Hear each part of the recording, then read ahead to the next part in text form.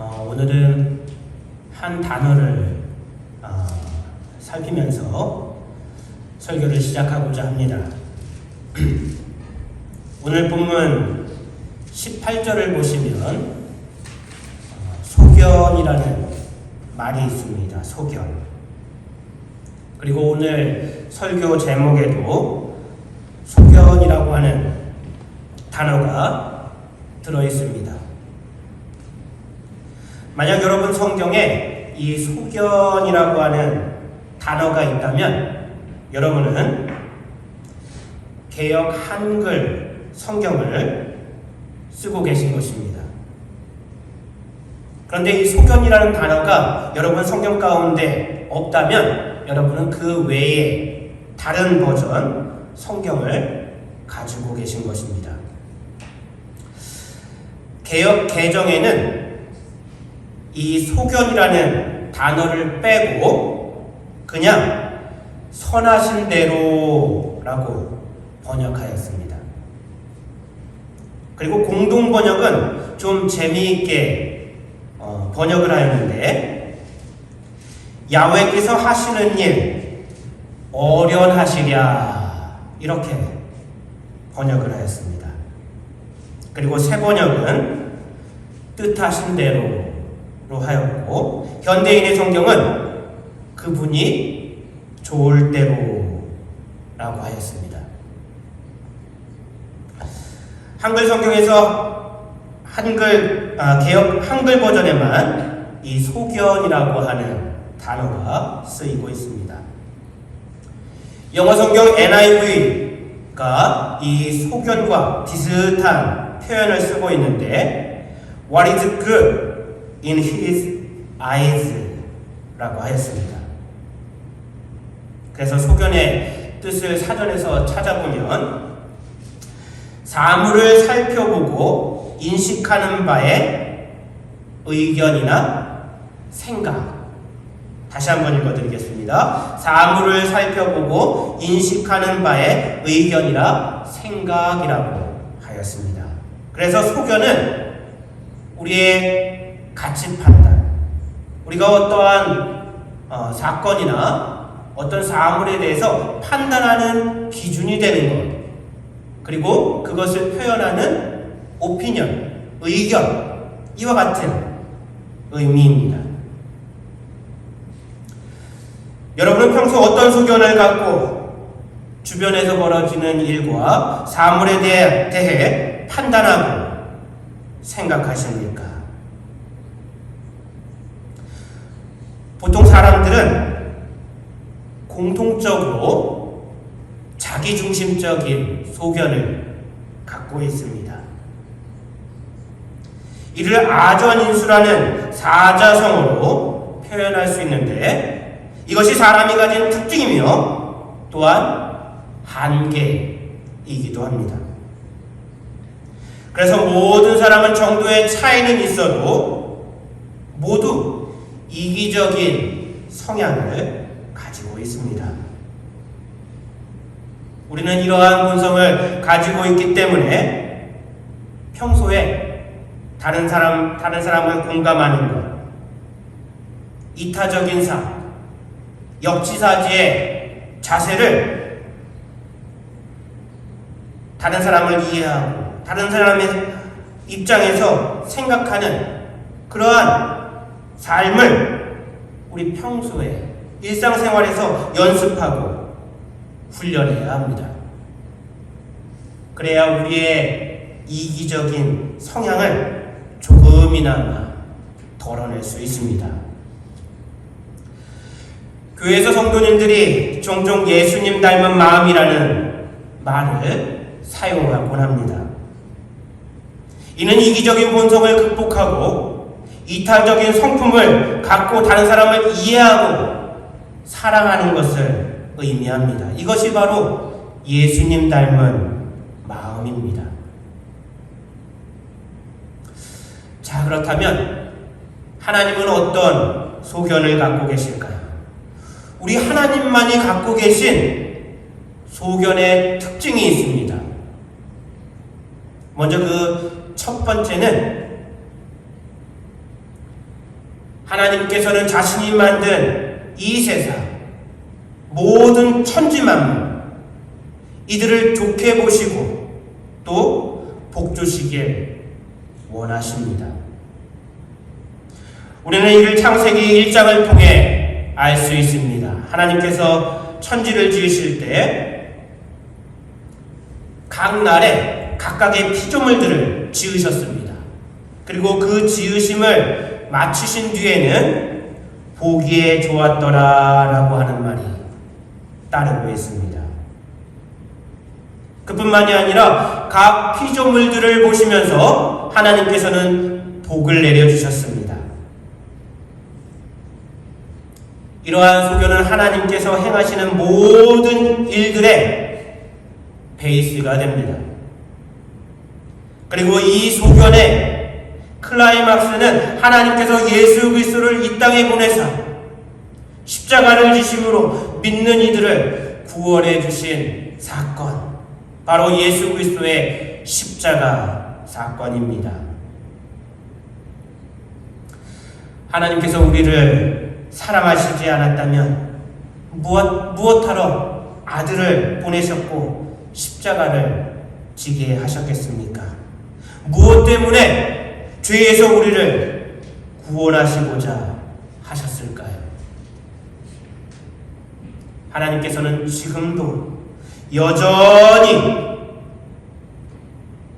모든 그 지으신 창조물들을 좋게 보시고 복 주시길 원하십니다. 다음, 하나님은 죄를 미워하십니다. 그렇기 때문에 죄에 대해서 분명한 심판이 있습니다. 죄는 피조물을 타락해 하여서 하나님과 피조물 사이를 갈라놓았습니다. 사탄이 바로 이런 일을 벌였습니다. 우리 권사님께서 아까 기도하실 때에도 사탄의 그 유혹을 이겨내야 된다고, 우리 성도들은 승리해야 한다고 기도하셨는데, 사탄이 바로 우리 하나님과 우리 사이를, 그리고 모든 피조물 사이를 갈라놓았습니다. 하나님은 죄에 대해 벌하시고 심판하십니다. 예수님께서 십자가 지시고 피 흘려 돌아가신 이유는 우리의 죄값을, 우리가 치러야 할 죄값을 대신 치러주시기 위해서입니다. 그래서 이를 믿기만 하면 죄를 사해 주시고 우리를 구원해 주시는 줄 믿습니다. 그리고 이 땅에 교회를 세우셨는데 교회들에게 세상 죄악과 싸우는 사명을 맡기셨습니다. 그래서 교회가 할 일은 두 가지입니다. 그 첫 번째는 복음을 증거하는 것, 우리의 구원자 되신 예수 그리스도를 세상 가운데 전하는 것이고, 두 번째는 세상 죄악과 싸우는 것입니다.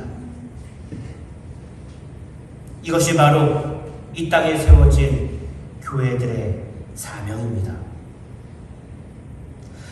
다음, 하나님은 모든 것을 정확하게 알고 계십니다. 우리가 하나님을 전지전능하신 분으로 고백하는 이유가 여기에 있습니다. 하나님은 단편적인 부분만 알고 계신 분이 아닙니다. 겉으로 드러난 것만 아시는 분이 아닙니다. 전체를 다 보시며 모든 것을 알고 계십니다. 또한 정확하게 알고 계십니다.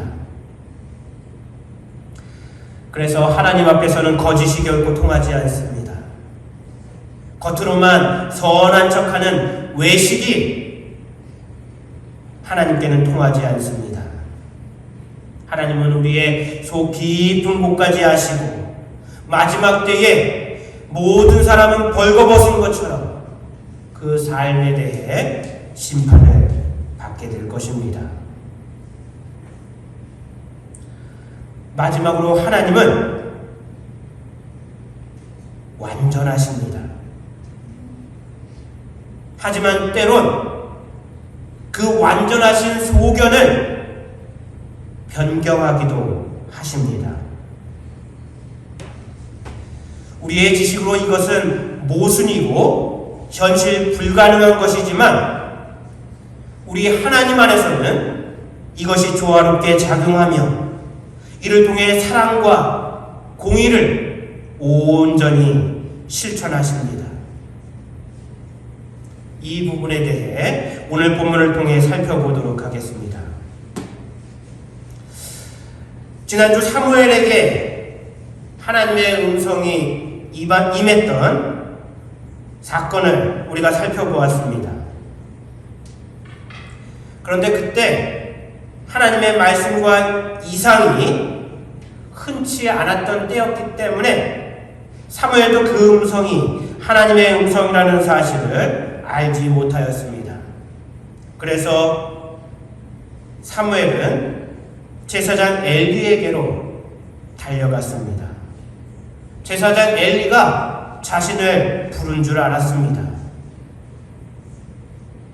3번이나 이런 일이 벌어졌습니다. 그러자 엘리는 직감적으로 그것이 하나님의 음성임을 알게 되었고 사무엘에게 다시 그와 같은 음성이 들리면 여호와여 말씀하옵소서 주의 종이 듣겠나이다 이렇게 말하라고 알려주었습니다. 여러분 한 주간 우리 주님의 음성을 들으며 생활하셨습니까? 하나님의 말씀대로 살고자 여러분 노력하셨는지요? 우리 삶이 힘든 이유는 여러 가지 문제들이 우리 삶에 생겨서이기도 하지만 많은 문제들에 있어 우리가 그 해결 방법, 해답을 모르기 때문입니다. 그런데 하나님의 음성은 우리 삶의 문제 해결을 주시는 줄 믿습니다. 그리고 참된 길과 하나님의 뜻을 우리에게 알려주시는 줄 믿습니다. 우리 성도님들이 하나님의 음성을 듣고 하나님의 말씀 따라 살아가는 복된 사람들 되시길 축원합니다. 이제 오늘 본문을 보면 다시 한번 하나님께서 사무엘에게 임하였습니다. 사무엘을 찾아와 주셨습니다. 그리고 말씀을 주셨습니다. 어떤 말씀을 사무엘에게 주셨습니까? 그것은 다름 아닌 엘리 가정에 임하게 된 심판에 대한 말씀이었습니다. 우리가 지난주 말씀을 떠올려 보면 제사장이었음에도 불구하고 엘리의 2 아들은 하나님을 알지 못하고 하나님께 드리는 제사를 멸시하고 범죄를 서슴지 않았습니다. 바로 이 2 아들이 행한 죄악으로 말미암아 엘리 가정에 벌이 내려지게 되었습니다. 이는 기쁜 소식이라기보다는 무섭고 두려운 안 좋은 소식이었습니다. 그래서 사무엘은 이를 엘리에게 말하지 않으려고 하였습니다. 그런데 아무것도 모르는 엘리는 하나님께서 말씀하신 것을 억지로 듣고자 하였습니다. 하나라도 숨기면 벌을 받게 될 것이다 라고 말하며 강요하였습니다. 어쩔 수 없이 사무엘은 하나님께서 주신 엘리 가정에 대한 말씀을 털어놓았습니다. 그리고 이를 다 들은 엘리는 다음과 같이 말합니다. 이는 여호와 신이 선하신 소견대로 하실 것이니라.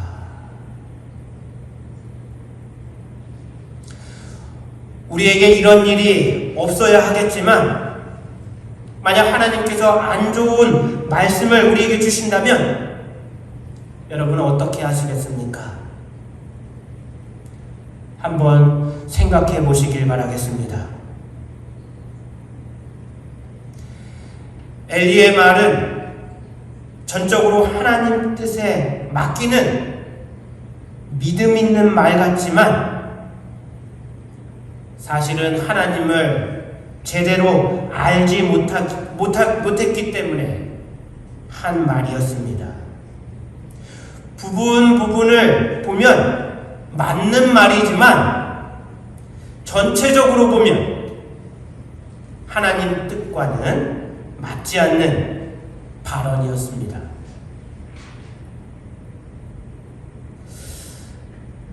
이 사건과 성경에 기록된 또 다른 사건을 한번 살펴보겠습니다. 창세기 18장에 있는 사건입니다. 마므레 장술이 숲을 근처에서 하나님께서 아브라함에게 찾아오셨습니다. 눈을 들어보니까 세 사람이 맞은편에 서 있었습니다. 그래서 아브라함은 그들을 급진히 대접하였습니다.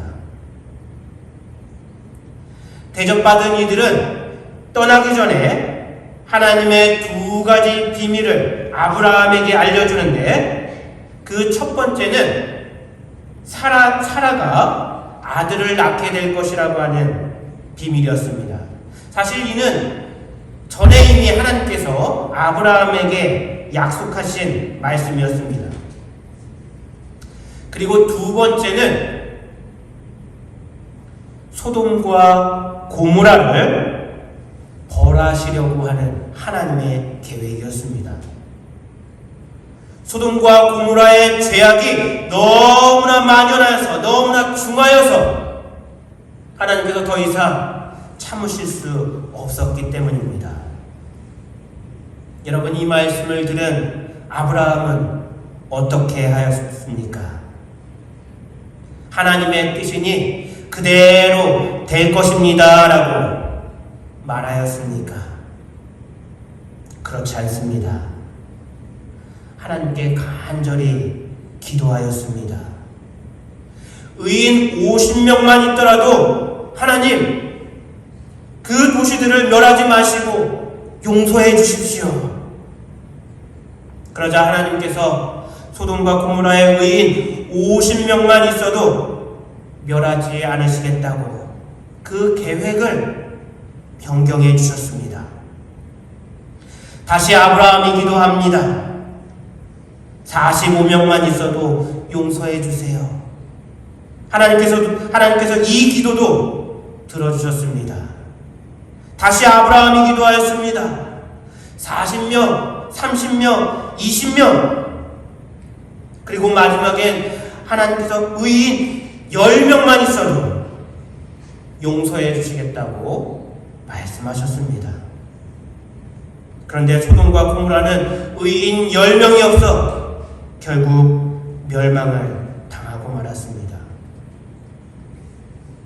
여러분, 한번 아브라함의 모습과 오늘 본문에 기록된 엘리의 모습을 비교해 보시길 바랍니다. 성경은 아브라함에 대해 믿음의 사람이라고 인정해주고 있습니다. 하지만 엘리에 대해서는 결코 그런 인정이 없습니다. 엘리의 말처럼 모든 일을 행하시는 분은 여호와시고 하나님의 소견은 선하십니다. 그럼에도 불구하고 하나님께서 우리에게 바라시는 것이 있습니다. 바로 기도입니다. 참된 믿음의 사람은 어려운 일이 생겼을 때 하나님을 찾고 하나님께 기도하는 사람입니다. 예수님께서도 십자가 고난을 앞두시고 성부 하나님께 기도하셨습니다. 아버지여, 만일 할만하시거든 이 잔을 내게서 지나가게 하옵소서. 그리고 이어서 나의 원대로 마시옵고 아버지의 원대로 하옵소서. 이렇게 우리 주님도 기도하셨습니다. 이렇게 3번이나 기도하셨습니다. 엘리의 경우도 기도가 필요하였습니다. 먼저 여호와 하나님께 무릎 꿇었어야 했습니다. 아들들의 죄에 대한 회개의 기도, 하나님의 용서를 구한 기도를 했어야만 했습니다. 그런데 그는 그러지 않았습니다. 여러분, 잘못했다고 용서를 구하는 자녀를 더 벌할 부모가 어디 있겠습니까? 잘못을 시인하고 용서를 구하면 대부분 용서하는 것이 부모입니다. 사람도 이러한데 사랑의 하나님은 어떠시겠습니까? 골로새서 2장 13절로 15절 말씀을 보면 너희 범죄와 육체의 무할례로 죽었던 너희를 하나님이 그와 함께 살리시고 우리에게 모든 죄를 사하시고 우리를 거스리고 우리를 대적하는 의문에 쓴 증서를 도말하시고 제하여 버리사 십자가에 못 박으시고 정사와 권세를 벗어버려 밝히 드러내시고 십자가로 승리하셨느니라 라고 하였습니다. 하나님은 우리를 벌하시는 것을 결코 기뻐하지 않으십니다. 이미 예수 그리스도를 통해 우리를 용서하시기로 마음먹고 계시며 우리가 회개하기만을 기다리고 계십니다. 하나님은 우리가 기도하고 회개하면 우리의 죄를 사하여 주시고 구원해 주십니다. 우리를 사랑하시기 때문에 하나님은 사랑이시기 때문입니다. 그래서 완전한 그 계획까지도 변경하시는 분이 바로 우리 하나님이십니다. 그리고 이것이야말로 참된 하나님의 뜻이며 하나님께서 참으로 기뻐하시는 일입니다. 또 한 가지 중요한 사실은 하나님은 우리와 인격적으로 만나길 원하신다고 하는 사실입니다. 하나님은 우리가 프로그래밍 된 대로 움직이는 로봇과 같이 되기를 원치 않으십니다.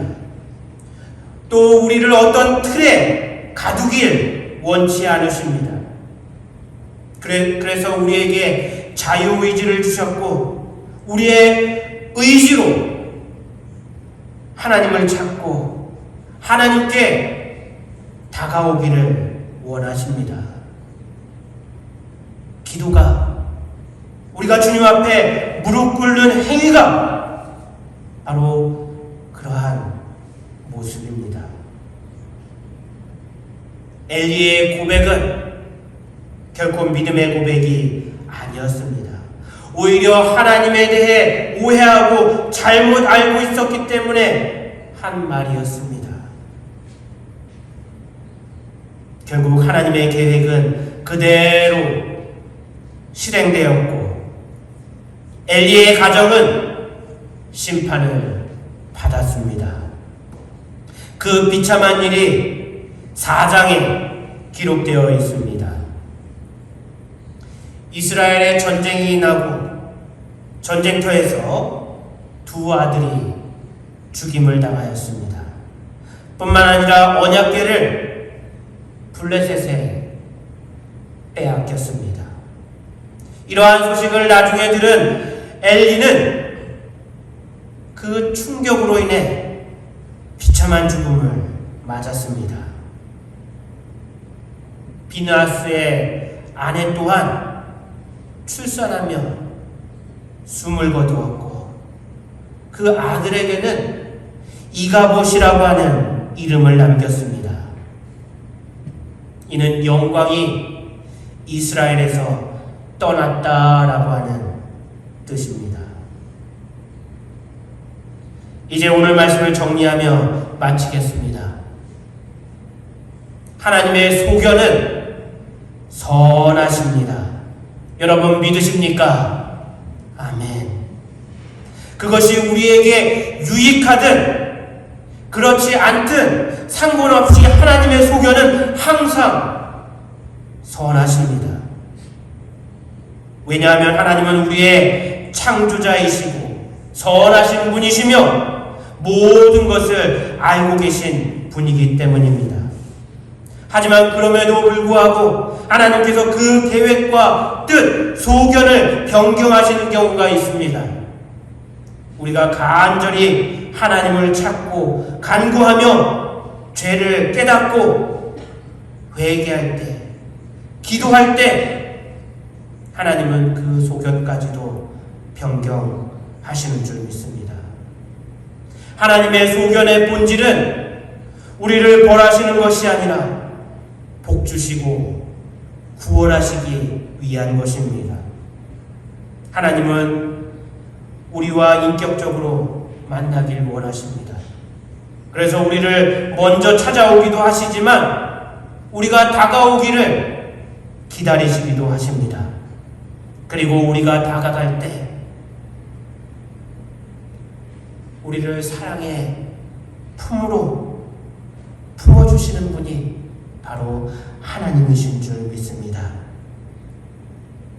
우리 성도님들이 하나님을 온전히 바르게 알고 하나님의 선하신 뜻을 삶에 경험하며 복된 삶 되길 원합니다. 그리고 하나님의 기쁨이 되는 우리 성도님들 되시길 다시 한번 간절히 축원합니다. 우리 다 함께 기도하겠습니다.